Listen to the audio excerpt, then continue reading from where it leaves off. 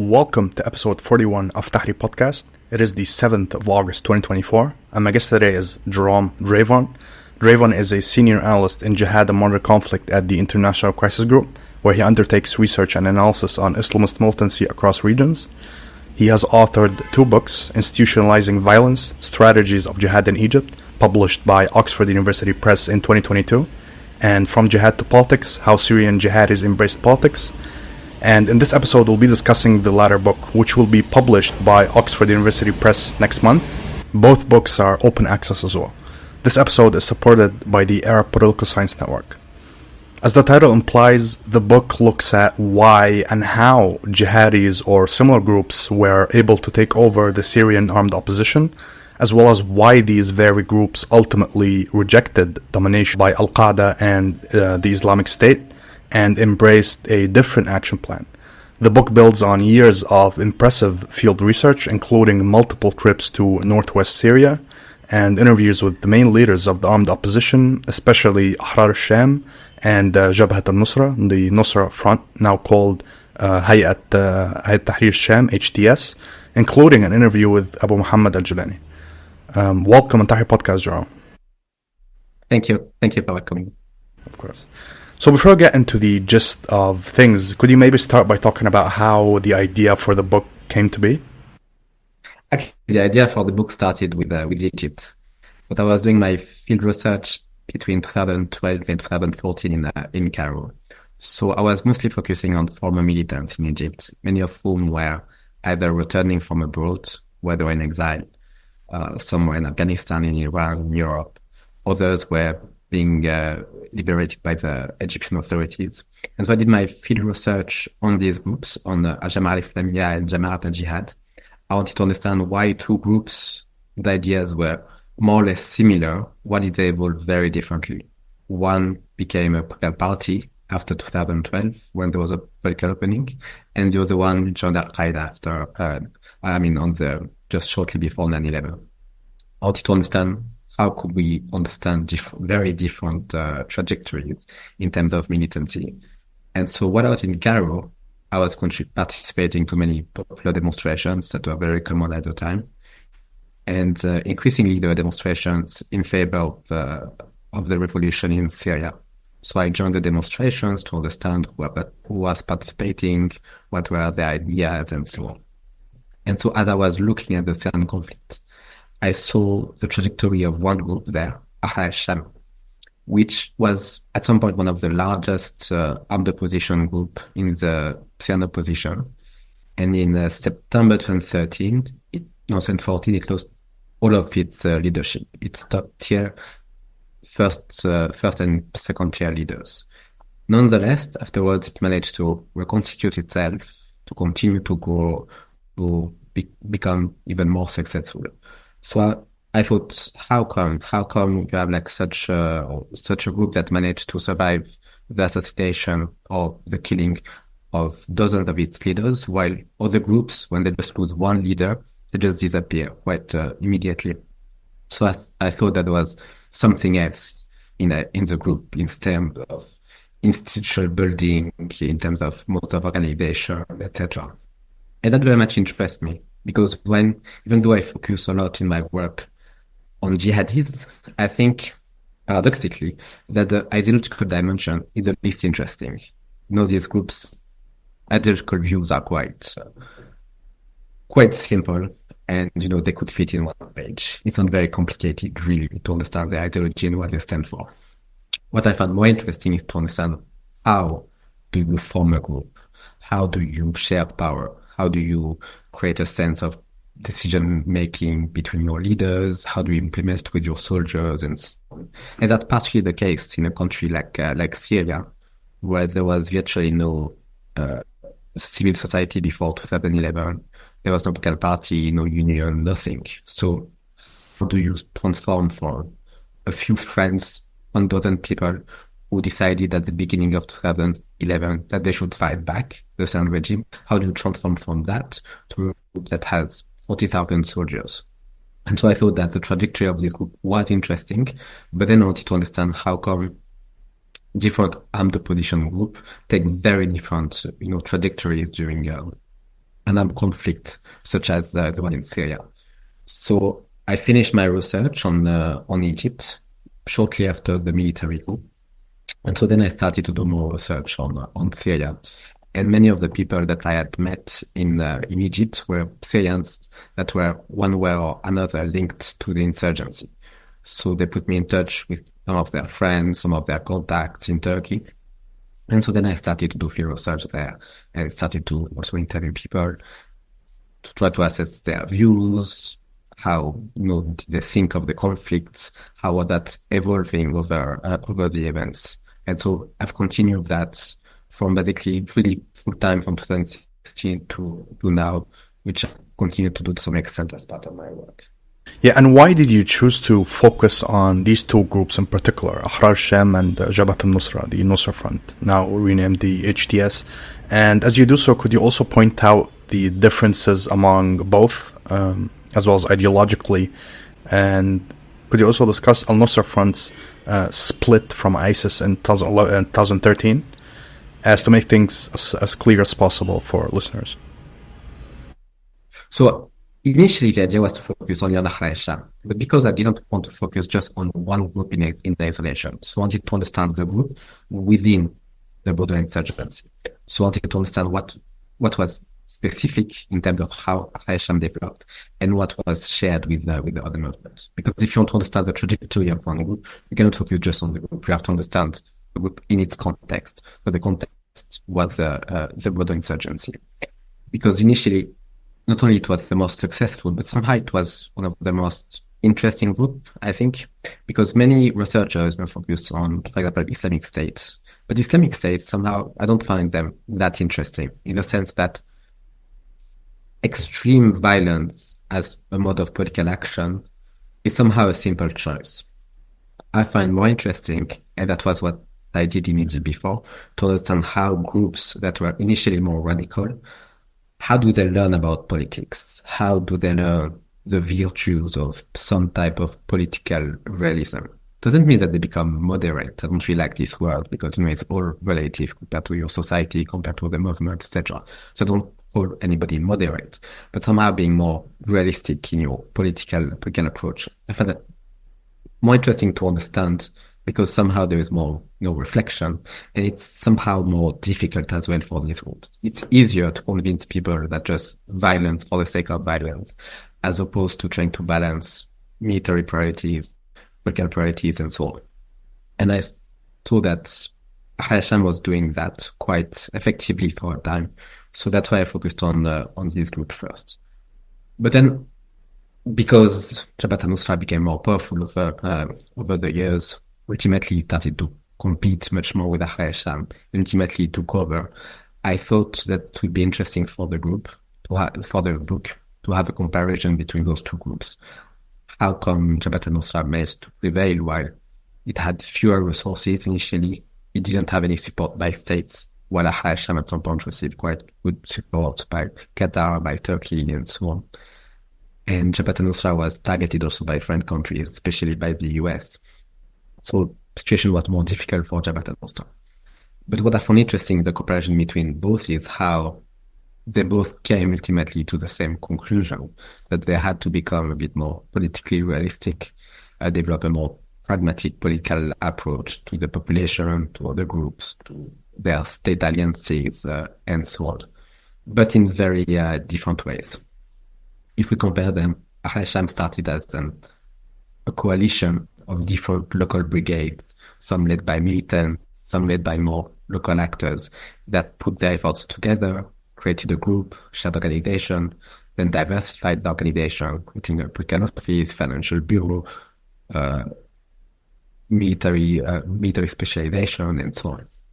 So it was more like a bottom-up process in a way. Jabhat al-Nusra was very different. It started with a few commanders of Islamic State in Iraq, ISI, mobilized around Abu Muhammad al-Jolani, who was from the beginning the leader of the group. They organized their organization very much top-down, vetting recruits, having a stronger, generally speaking, religious indoctrination, more, stronger sense of discipline, And ultimately they grew larger as they had to adapt to the war. They had to become larger because of the larger front lines, because the structure of the war had changed. They had to become more like a classic army. And ultimately, they had to also understand the virtues of political realism. And so then I thought it was interesting to compare two groups that had a parallel trajectory, but that didn't start from the same starting point. And so for al-Sham, the idea of becoming more politically realist started really very early on, from 2011 onwards, because the group mobilized many former militants who had participated in jihad before, some of whom had been close to al-Qaeda, but without really agreeing with everything that al-Qaeda stood for, especially its behavior with the civilians, its excessive use of violence, and so on. And so when they started the war in 2011, they wanted to do something different. So very early on, they had this idea that things would be different, that they would take distance from globalist groups.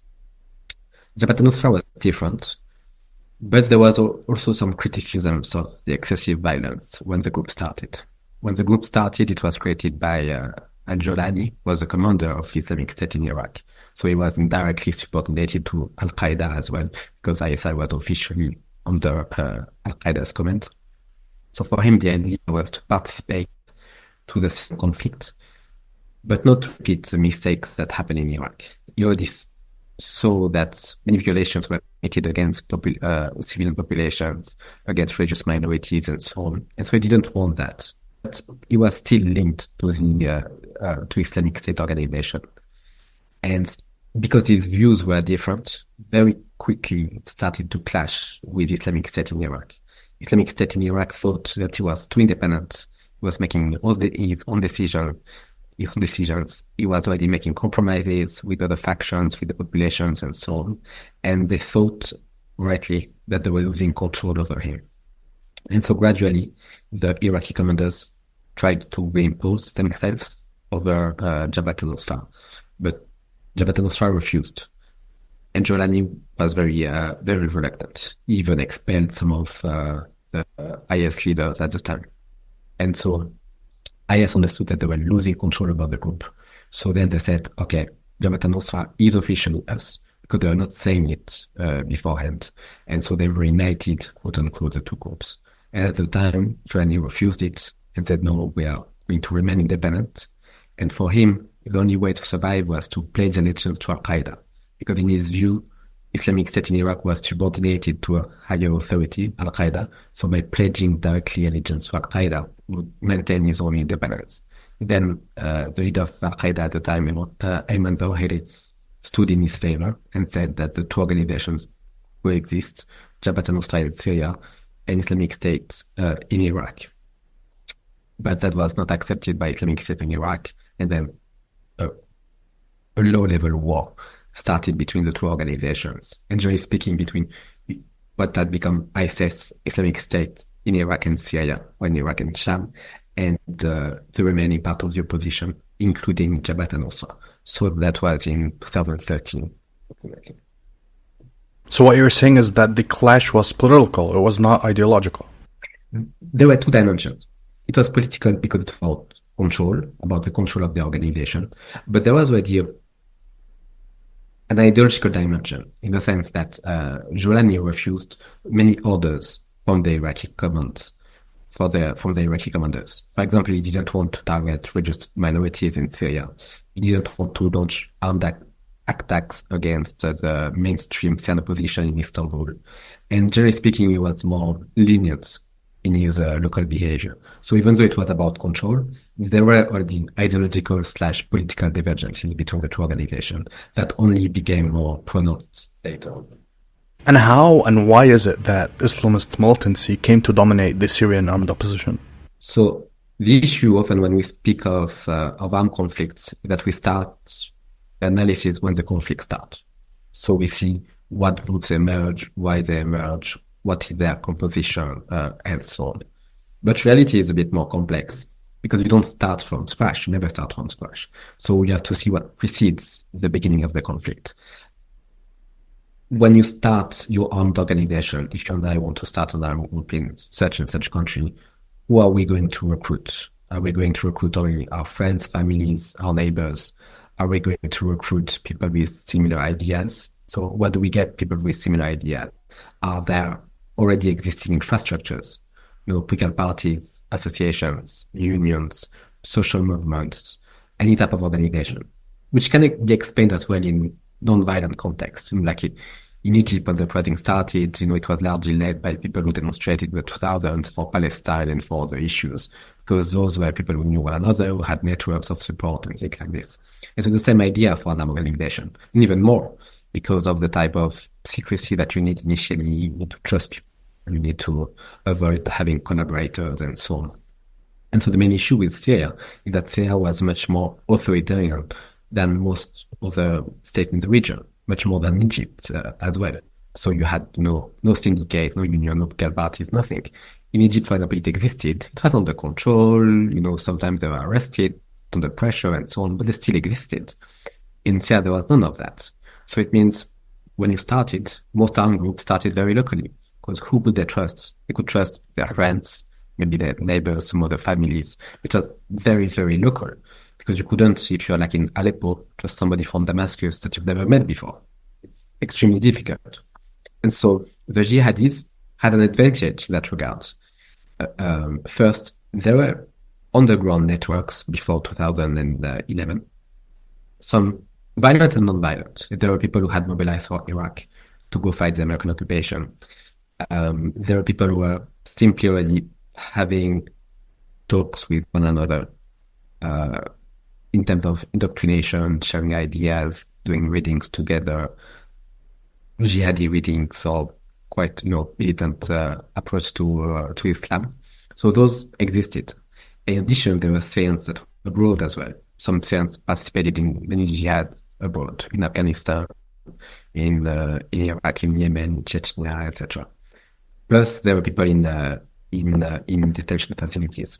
So all of those people somehow were interconnected with one another. Doesn't mean that they were strongest friends or whatsoever, but somehow they knew the reputation of others. They knew that they shared ideas. They could trust them, or it was more likely for them to trust them than to trust just some randomers. So when the uprising started, they continued to have this discussion, but much more intensively. And then they started to create groups. And a group like al-Sham was very much the outcome of those discussions. That's why it became the most popular initially, because it managed to gather all those small congregations that started to fight in different parts of Syria. And so all the groups that were affiliated to the Free Syrian Army never had that. They might have received more external support by states, Western or Arab states, but they could never have this level of organization because they started from nothing, basically. And so it's much harder to maintain an organization only with some of the financial means that you receive from abroad, without real trust and strong ties between, armed groups, commanders and leaders. So I think it was always bound to happen, this domination. In a way, yes. I think it was somehow very difficult to avoid, because the argument that some would have that Western countries or Arab countries should have provided more support for the opposition, I don't think it's a very credible argument, because regardless of how much you're giving, it's very hard to actually organize a group. And even when we think of groups that are seen as proxies by other actors, which I don't really use the term because I think it often oversimplifies the relation between these actors. For example, a group like Hamas or Hezbollah, their connection to Iran. The thing is, Iran didn't create them. There was something they started to mobilize, and then they supported them. Even though with Hezbollah started very, very early on, but they were already militant, they were already organizing, and then they got support from Iran. But there was already something before. And for Hamas, Iran came much, much later after the organization of the group. And so it's easier for an actor to support a group that already exists than to create its own from scratch and to sustain its existence from scratch.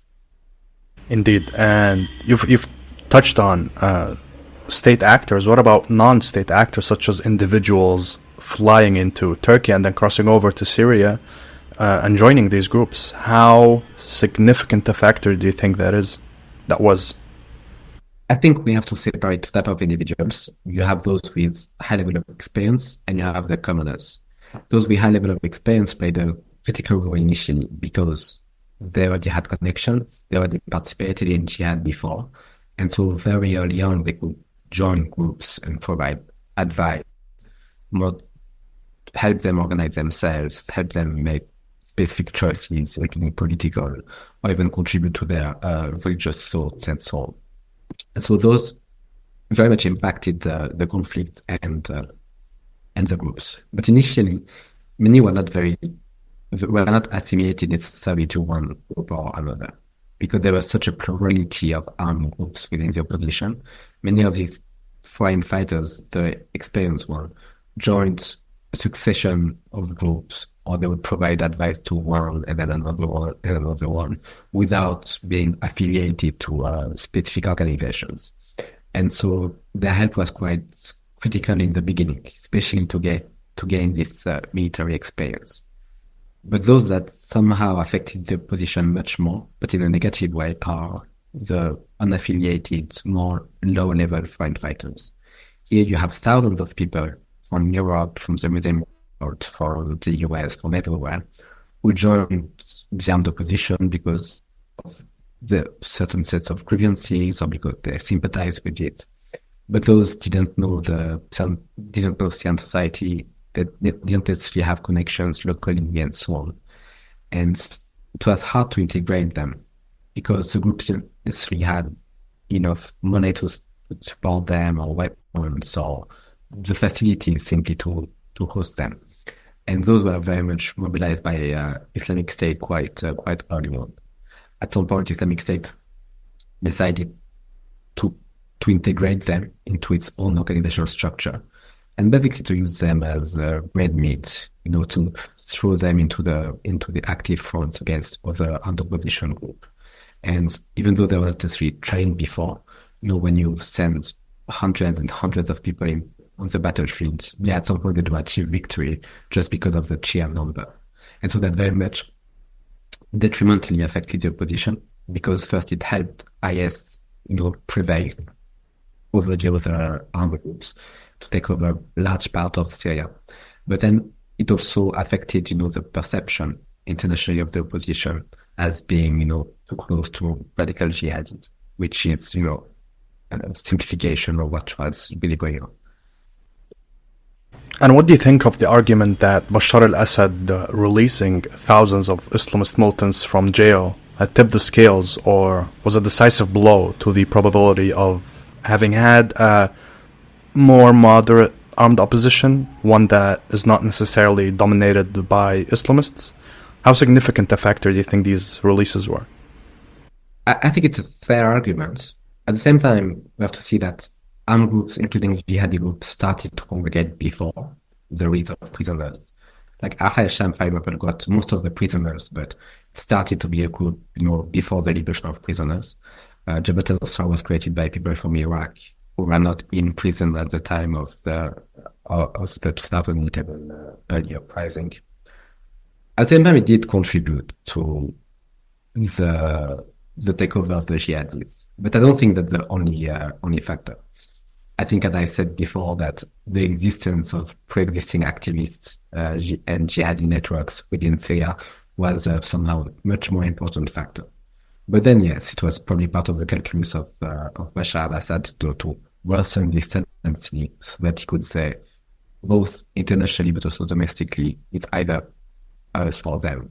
And so you don't have the choice, you have to stand by us, otherwise more radical militants will take over the country.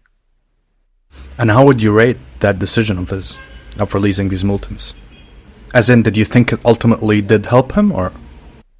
I'm not sure it entirely helped him, because at the same time, most of the foreign fighters, especially the foreign fighters that were most detrimental to the Syrian revolution in terms of radicalism, came from abroad. They didn't come from prison. Actually, most of the jihadists from prison joined al-Sham and had already started to renounce their more radical positions and the pro-Al-Qaeda orientation before even the release of prisoners. So I don't think it really impacted the radicalization of the opposition, which had been very much driven by IS and by its position, but also by the regime's own violence against civilians. Because at some point, many, including those who joined Islamic State, didn't necessarily have to agree with Islamic State, but they were still shocked by what the regime was doing, that they thought to have to join a group that's efficient. Then they radicalized once they became part of the group.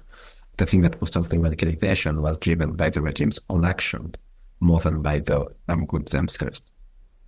And what is the situation now for Ahrar al-Sham and HTS currently, as of 2024? So what happened, even though al-Sham was much more successful during a big part of the Syrian armed conflict, in 2017, when HTS was created, a conflict started between HTS and al-Sham, basically over the domination of the opposition. This conflict very much settled in 2019. By that time, HTS, so Jabhat had transformed into HTS and imposed itself over the armed opposition. So it became very much a dominant group. It supported the creation of a local administration called the Syrian Salvation Government that is now officially in charge of civilian affairs within the northwest of Syria. But all the other groups are also present in the region, including al-Sham. So what we have is two-level differentiation of authority. So the Salvation Government is officially responsible for civilian affairs. So it has a set of ministries from humanitarian ministries, Ministry of Interior, Justice, Religious Affairs, and so on, for the civilian issues. And the armed group continue to exist in the region, and they are all part of shared military operation zone, called the Fatah al-Mubin. So it's a relatively institutionalized way for them to coordinate military affairs. So each group is organized in a similar way, in a set of brigades with all military specialization. Each of them is responsible for one particular area, one particular set of points to secure between the regime and those areas. And they coordinate on most things, on peace and war, when to launch battle, when do we stop, how do we share resources, how do we put together our military equipment and things like this. So that's the situation now. The situation has been relatively stable on that front for the past few years. There was a non-official ceasefire between Turkey and Russia since that was signed in March 2020, and so since then the situation has remained the same. Occasionally there are clashes on the front lines.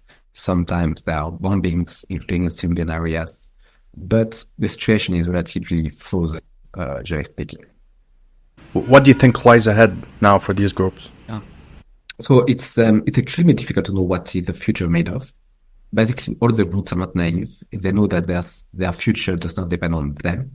It depends mostly on foreign actors, and mostly on Turkey, because without Turkey, they could not protect the area, and the area would potentially be retaken by the regime with the support of Russia without Turkey.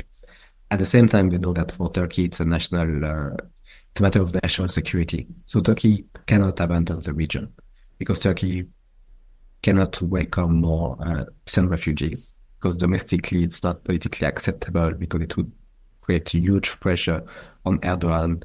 It would reinforce the position and so on. So new wave of refugee is not acceptable for Turkey. Plus Turkey fears potentially the influence of some of the foreign fighters and some of the militants that would go back to Turkey if the Northwest was close to the regime.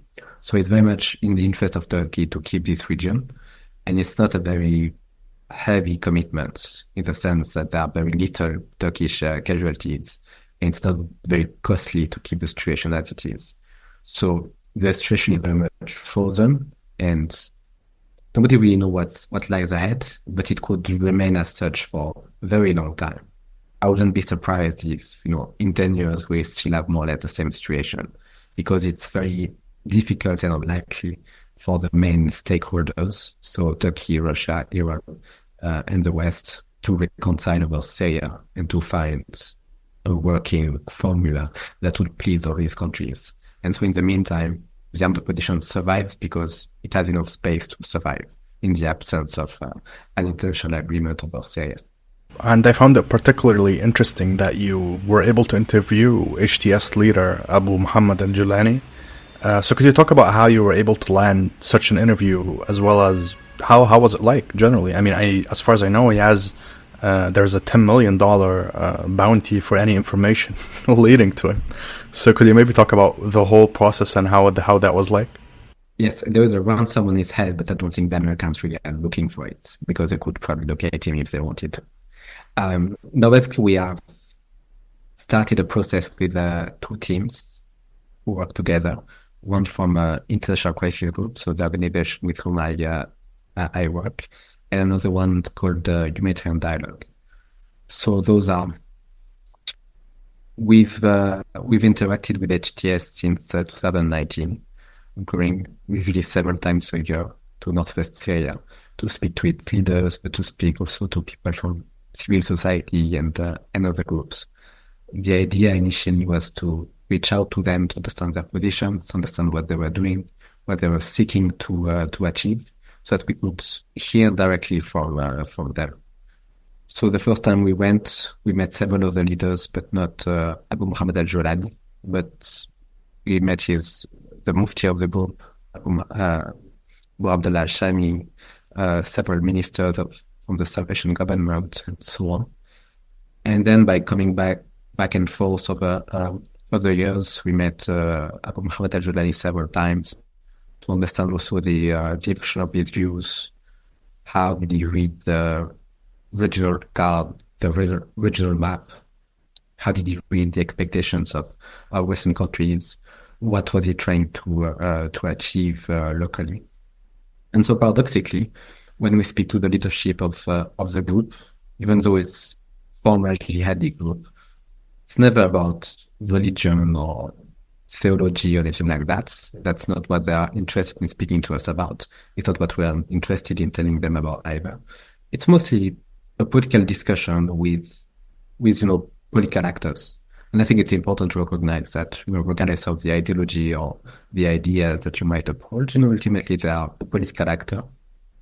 And Jolani, like his associates, they have a relatively good understanding of international politics. They can see international politics the way we do as political analysts, which makes the discussion quite interesting. So they understand how to act as political actors, as opposed to thinking through theology the way some other groups, sometimes do. So in that sense, it's very much a discussion with an individual who is ultimately leading an armed group, but you would not necessarily see that. I mean, you see the respect that people around him have for him. That's quite clear, which reflects to some extent, the sense of hierarchy within the organization.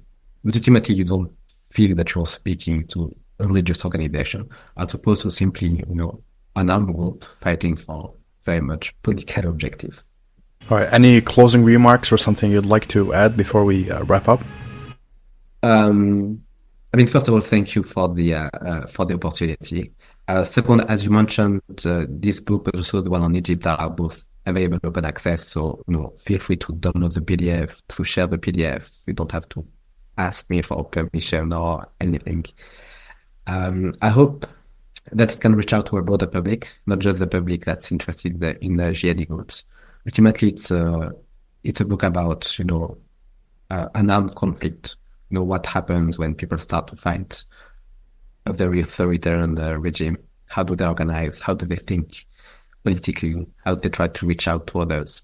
It goes much beyond, the somehow narrow jihadi focus that some people have. That's really not my focus. I think it tries to be broader and to make people understand what would happen if they were faced with this situation in their countries. And I try to quote people as much as possible so that we can have an understanding of their perceptions and not only, the propaganda that they can publish. Because often these groups, and that's not just for jihadis, it would be the same with leftist or nationalist groups, they publish a lot of propaganda online, which is not usually that interesting. It's usually things that you expect them to say, but you don't really learn anything from it. So I try to move much beyond that and to tell them and to give the opportunity to hear what they thought politically about the evolution of the war as the war continued. And I think that's one of the comparative advantages of this research. And perhaps before we wrap up, maybe you could touch upon that a little bit, the position of the Muslim Brotherhood in Syria, which I found quite interesting, whereas they did not tell their members to join particular groups or form their own group, but they let them choose. So could you maybe talk a little bit about that position in particular and the rationale behind it? Yeah. Often it's interesting when you hear from Syrian activists and Syrian groups about the Muslim Brotherhood, and when you hear about the Muslim Brotherhood abroad. Very often, the influence of the Muslim Brotherhood, as seen from abroad, is very much exaggerated. Yeah, even people from the regime, they see all these groups as ultimately being the Muslim Brotherhood. There are also Western analysts who would say, yes, ultimately it's a Muslim Brotherhood armed opposition, regardless of what they are saying. But the thing is, the Muslim Brotherhood was very weak in Syria before 2011. Most of the influence of the Syrian Muslim Brotherhood was abroad. And that's why the only way for the Muslim Brotherhood, the Syrian Muslim Brotherhood, to have some influence was through the opposition abroad, like the coalition, the Itilaf, then the interim government and so on. Because that's where they were. They were activists abroad who had some type of organization. But they were totally disconnected inside. And so inside they didn't have anything. It was seen as a moribund organization that couldn't really do anything in terms of armed activities. And so the Muslim Brotherhood tried to support some local groups, giving some advice, some cameras, some money, and so on. But it was very limited to what they could do. And so I mentioned in the book that they told their members that they could join whatever group as opposed to creating their own. But that was not a pragmatic choice to be inclusive or whatsoever. It's because they couldn't do anything else. They couldn't create their own groups because they didn't have the means for that. So at best they could say, look, join what is around you, as long as it's not, let's say, Islamic State or something like that. But they really didn't have much more ways of achieving their objectives. And even the group that is often seen or described as much closer to them, the group al-Sham, ultimately it's much closer to Turkey as a state than to the Muslim Brotherhood. And al-Sham repeatedly had to oppose any connections with the Muslim Brotherhood, also because of the influence of foreign actors. And so they can't really claim to have a link to al-Sham the way that Hamas is Muslim Brotherhood, for example. There was never something like that. So even though many would link armed groups to the Muslim Brotherhood for them is just a moribund organization that couldn't yield any influence within Syria. Thank you so much for your time and for coming on Tahrir Podcast, Jerome. It was a pleasure. Thanks again for the invitation. And to fellow listeners, all links are in the description as always, and thank you so much for listening.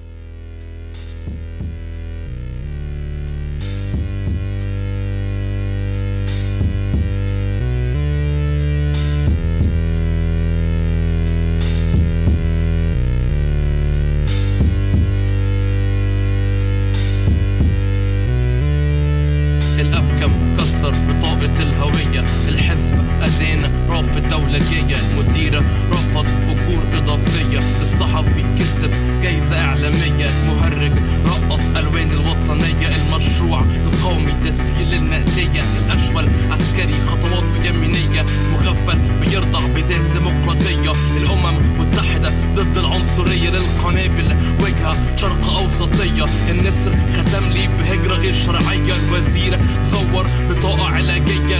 موظف سرق وزارة المالية والسياسي. يا عيني عالسياسي شاعر قهاوي راكع تحت السيدو يشكن يكيف يرميله جنيه في ايده.